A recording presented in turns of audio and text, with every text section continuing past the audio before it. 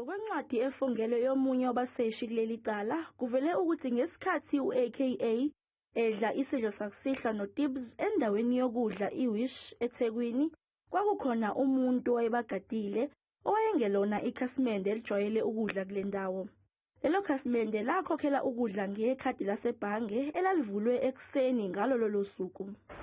The information received from Standard Bank upon Section 205 subpoena established that the Standard Bank card belonged to applicant number 5, also known as Lindo.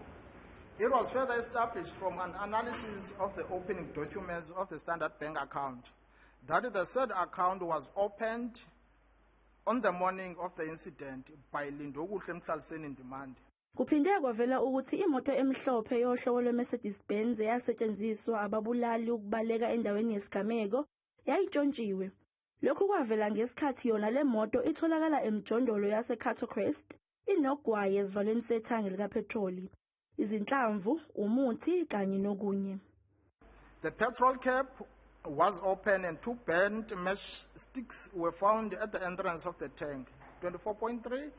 2 bent mesh sticks were found on the floor below the tank. 24.4. 2 spent rifle cartridge cases were found at the back seat of the motor vehicle. Ngokwamarekhodi asebhange likaMsolwa umziwethemba Gwabeni, kuvele ukuthi emva kokubulawa kuka-AKA kanye nomngani wakhe uTibz, uGwabeni wafakelwa imali engaphezu kwezinkulungwane ezingama-800, wabe eseyabela abanye abasolwa kanye nonkosikazi wakhe. On the 11th, 2023, at approximately 1400 hours, he received an amount approximately 803,000 rands 455 between the hours 1700 and 2900. Amarekhodi omakhalekhukhwini womsolwa umziwethemba Gwabeni aveza ukuthi ngaphambi kokuba kungene imali engaphezu kuka-800,000 rands ku-akhawunti yakhe, uGwabeni waqala wafonela usomabhizinisi ohlonishwayo eThekwini umfundo Caba. Emva kwengxoxo yabo yabe isingena imali. Le mali yayivela ebhange lenkampani yakhe umfundo Caba. Mr. Sidney Mfunda Caba is the sole director of this company.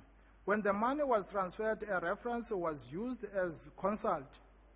This, we are of the view, was done to disguise the nature of the funds, as same is viewed to be payment for the shooting. Umbuso utshele inkantolo ukuthi abasolwa bengadedelwa ngebheyili njengoba beyingozi emphakathini, ikakhulu kofakazi. Futhi maningi amathuba ukuthi bengashaya bachithe kuleli. Ukulalela kwesicelo sebheyili kuzoqhubeka mhla 2 kuMbasa, nokuyilapho kulindeleke ukuthi umbuso uqhubeke nokuphikisana nalesi sicelo.